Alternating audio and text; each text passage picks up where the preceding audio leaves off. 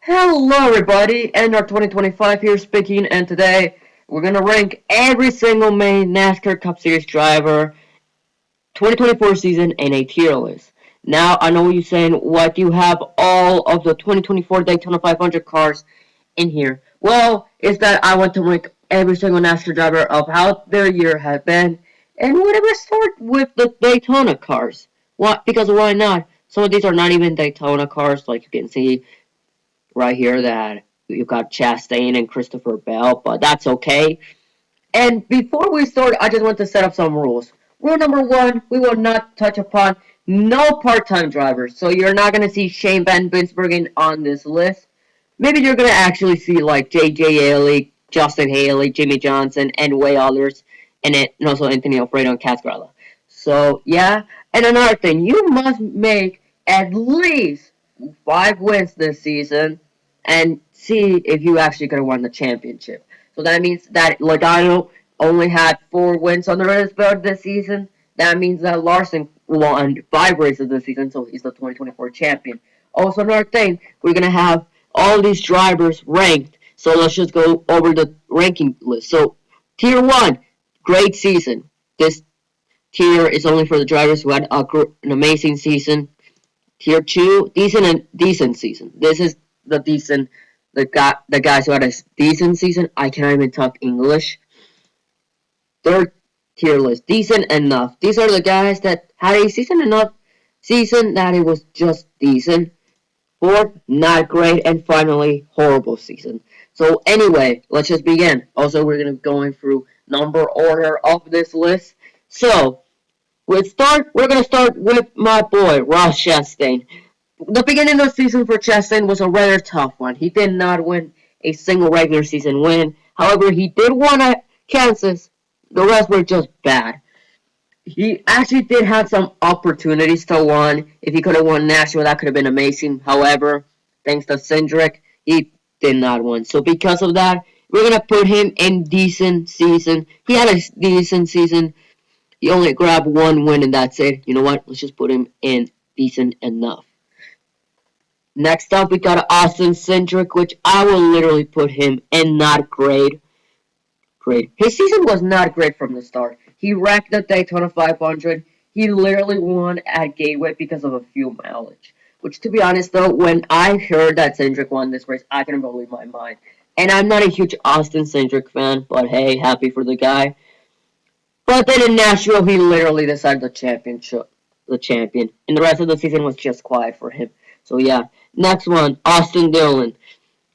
His season was not great as well. Like he finished 32nd in points this year, which is not great, but still way more better than his teammate who did not even make the playoffs. Which we're going to be talking about him sooner or later. Well, at least he did one at Richmond, but since NASCAR fans are such terrible people, they decide to disqualify him. Also, side note, if you hear me running out of breath or my nose is kind of runny right now, is that the Colombian weather is kicking my ass right now, so I cannot talk that much. But hey, at least I'm getting better right now, so yeah. Next guy, Josh Berry. Again, another driver who had a decent, not great season, but not great. Like, of course he did not have no opportunities to win this season. Like, it was like Stewart-Haas Racing literally fall off a cliff, which, to be honest though, they actually did fall off a cliff. Like, when I cannot even speak English. Okay, sorry. Like when this season started, many NASCAR fans, including myself, thought that Josh Berry could have won the Rookie of the Year awards. He did not. He literally fall off a cliff with Ronnie Childress for the last 10 weeks of the season. Next driver, Kyle Larson. Immediately Larson goes in great season. Like the guy won 5 races, and I have no idea why he did not win the championship. And he had a decent, like, I could put him in decent enough, but put decent, give me a second. I could have put him in, like, decent enough or decent season, but nope, he's going in great season. And I know what you're saying. And yeah, he deserves to be here. Next guy, Brad Keselowski. I would immediately put him in decent enough. Like, although he won at, although he won at Darlington. Give me a second. I cannot speak. Although he won at Darlington, which, to be honest, that was an amazing race. However, glad to see him win. I don't know. No, Brad Keselowski after that race just literally did not feel like Brad Keselowski. Like, although he did win this season, he was garbage the remainder. Like, I have no. Like, he finished the season 16 in points. Like, imagine you're being Brad Keselowski. Like Brad Keselowski last year. No, not last year. Back in 2021, he had a decent season. He won, like, one race at Talladega, and that was it. Next we got Corey LaJoy. Yeah, no explanation needed.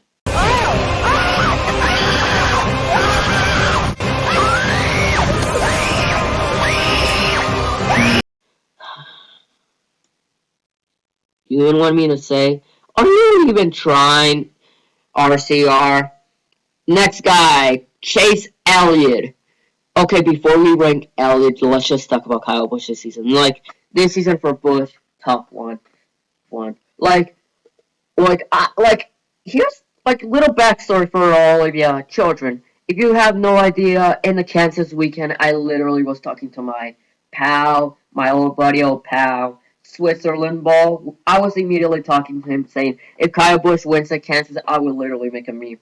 He did not. Did not. And that cause my boy Chasena won. So Switzerland, if you're watching this, yeah, your boy lost to my boy. Ha!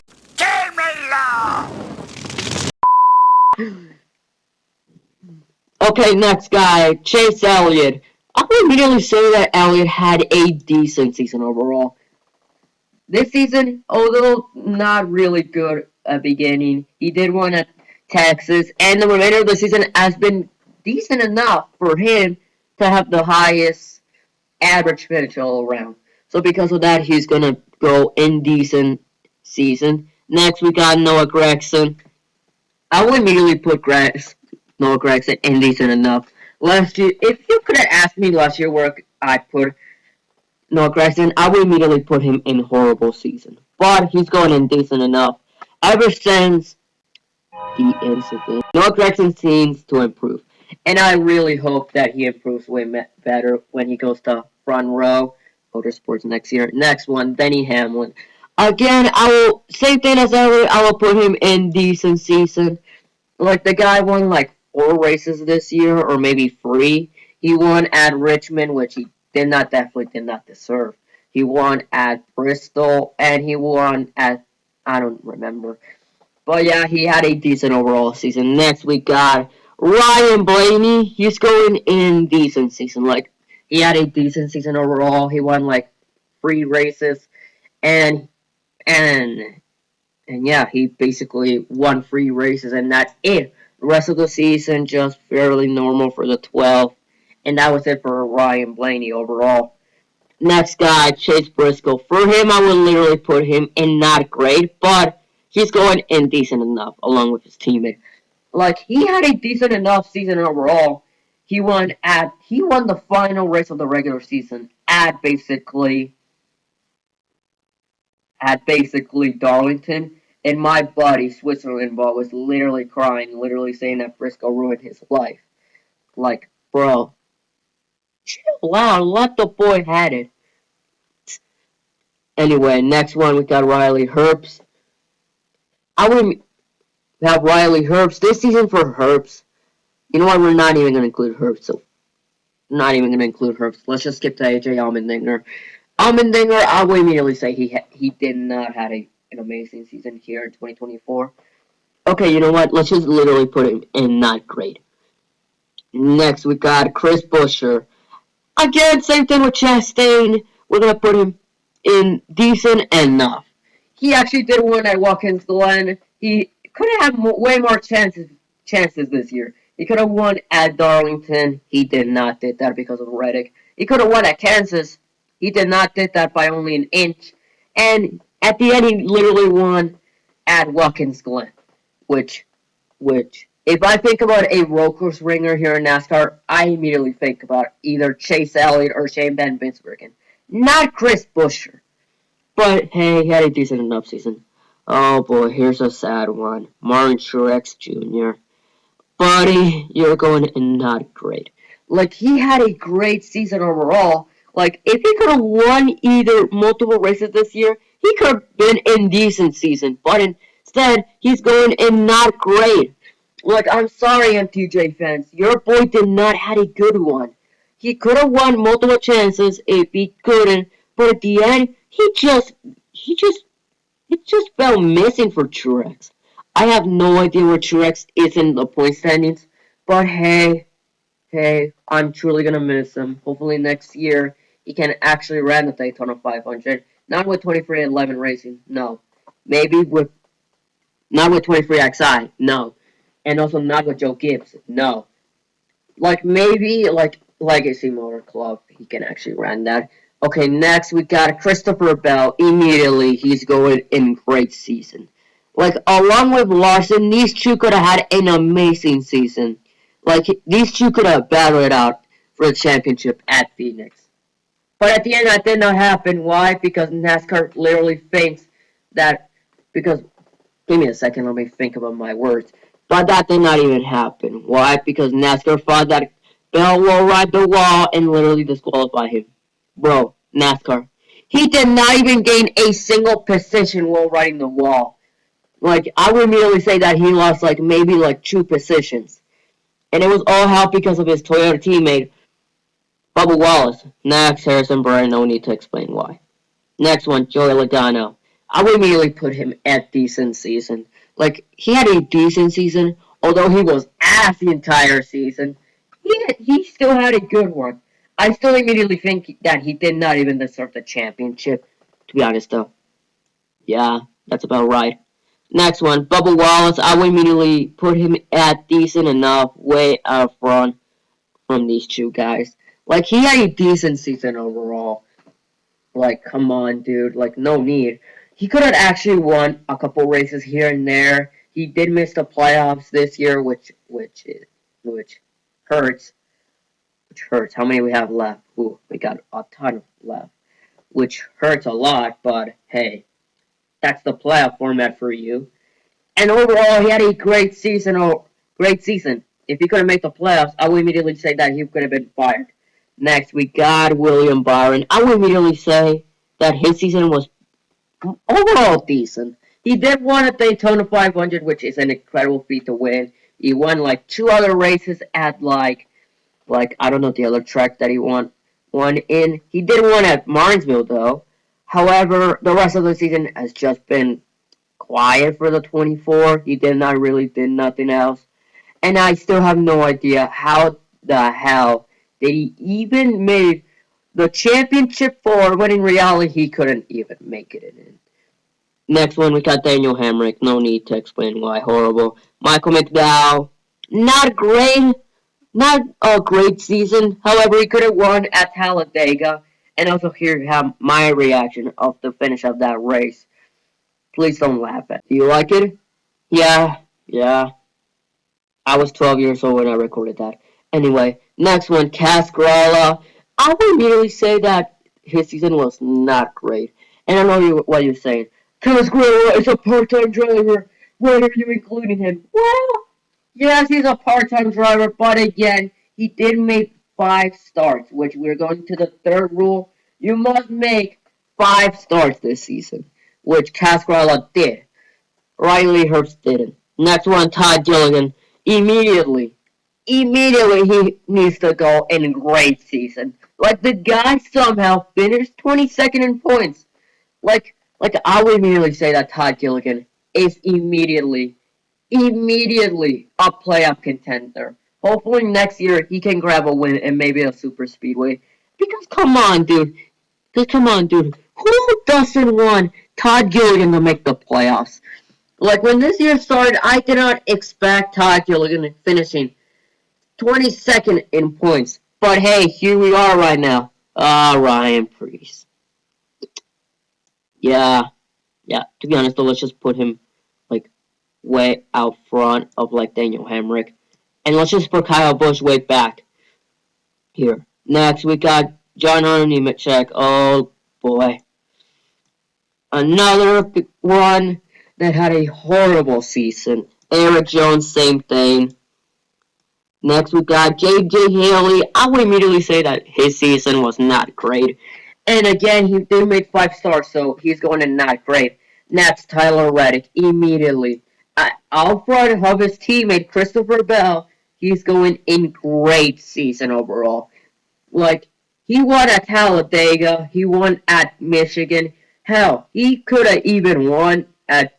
Hell, he won at Homestead somehow. Uh, excuse me. Excuse me for that. So, yeah. And he could have easily won the championship, but we gotta remember that these two and Phoenix, they're not even great. They're not their style of racing. Which, to be honest, though, NASCAR put back Homestead to the championship. Next one, we got Ricky Stenhouse Jr. He's going and not. He's immediately going in horrible season. Like, like, although he did win at Talladega in the playoffs, that still doesn't excuse because he had a horrible season. The remainder of the season just horrible for the 47. And with that breaking news that Kroger is leaving GTG Doherty, which, to be honest though, is not even called GTG Doherty. They're now called Hawk Motorsports, which, to be honest though, it could have been cool if they were named Hawk Tua Motorsports. Only in my dreams. Next one, we got Alex Bowman. He's immediately going in decent season. Like when he won at Chicagoland, I was immediately happy for him because back in 2021, he was a serious playoff contender. 2022, not really. He only won like one race, and that was in like Las Vegas. And then 2023 happened, and we know what happened then. Everything went for the shitter for the 48. Like, he got injured his back, missed a couple of races, Josh Berry and him, which, to be honest, though, this season was not great for Berry as well. But at the same time, when he won, at Chicago Street Course, it was really special to see him. Sad to see that NASCAR literally DQ him in the Roval, which, to be honest, though, if that did not happen, I would immediately say that he could have been the 2024 champion. Like, can we immediately say that the real 2024 champion is Alex Bowman instead of Logano? No. Only in my dreams. Next, Justin Haley. I would immediately say that Haley had a decent enough season. Like, the guy, he's good at super speedways, and when that breaking news that Spire and Rick Ware are swapping both LaJoy and Justin Haley, I was immediately happy for Haley because come on, dude. Justin Haley has so many opportunities to win next year, and that's with Spire, which Spire Motorsports is not the greatest. It's not like the greatest team in NASCAR overall because, well, they're basically a Hendrick product right now. But hey, let's see how much Justin Haley performs next year. Next one, we got Ty Gibbs. I would immediately put him in decent season overall. Like he did not win this season, but he did make it to the playoffs, which big achievement. Okay, if you cannot hear this, it's already raining right now outside. Luckily, I don't have like background audio turned on, so maybe when I go and edit this, hopefully, I don't have to redo this because literally the Colombian weather in this country sucks ass. But hey, next driver, we got David Reagan. I would immediately put him in. It's really hard to decide because, well, he only made one start, so no, we're not including David Reagan. Next, we got Anthony Alfredo. I would immediately say that he had a decent enough season. Like, he finished top 5 at Talladega, which that's a great achievement overall. Next, we got Shane Smith. Immediately this season, not great for Shane Smith. However, his teammate Carson Alzabar immediately goes to decent enough. decent enough. He won Rookie of the Year, which I did not expect Carson Hocevar to win it. Which, again, I hate Carson Hocevar. I did not even like Carson Hocevar when the season started. And when that news came out that he's going to be racing for Cup next year, I immediately say that. I immediately say, why him and not Corey Heim? Which, to be honest, though, I'm Carson Hocevar is slowly growing on me. Immediately, let's just put him in front of Ty Gibbs. Like, like Carson, I would immediately say that Carson Hocevar is basically a Ty Gibbs. But if he was not, but if Carson Hocevar did not have the 2022 attitude that Gibbs had. Next one, we got Jimmy Johnson. Any words? Like, come on, Jimmy. Jimmy John. Like, come on, Jimmy. This season has been horrible overall. Immediately, let's just put him next to like his Legacy Motor Club teammates. It's like he wrecked at Daytona, he wrecked at Kansas. And he was decent at Dover, but he got lapped like 5 times. Then Phoenix happened, which I don't even remember. Then the Coca-Cola 600 happened, which I also don't even remember if he even made that race. And then we got the elephant in the room. Indianapolis. He was 11th until he got involved in that big wreck. It still hurts. And finally, we got Daniel Suarez, which, to be honest, though, he's going in decent enough. He had a decent enough season.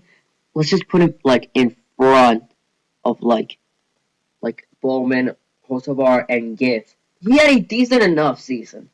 Like he won at Atlanta, which was the closest finish of the year. And when we got to like the second race at Atlanta this year, I immediately say that Suarez could have won. Nope, it was this guy right here. Which how did he won that? Like he won the first round and then he won the championship. But hey, Suarez great season overall. His teammate decent enough season. So yeah, that is literally it for like the tier list of like the NASCAR guys. Like 2024 Cup Series season, which it was a overall great season overall. If Larson, like the only thing that saves this season is okay. Like this season was great. It was a great season. However, the playoffs kind of spoil it for me. They kind of spoil it for us NASCAR fans. Like a ton of controversies happened this year, which hopefully 2025 can be a great one overall if NASCAR doesn't get into enough controversy and hopefully the lawsuit ends. But hey, that is literally me. Hopefully the lawsuit actually ends because well, it's been 2 months already. 23XI front row sign already that charter contract. You guys are gonna miss a Daytona 500. But hey, that is literally me. So yeah, that is literally it for like the tier list of NASCAR guys 2024 campaign. So yeah, thanks for watching and see you next time. This is an NR 2025 signing off. Have a good one.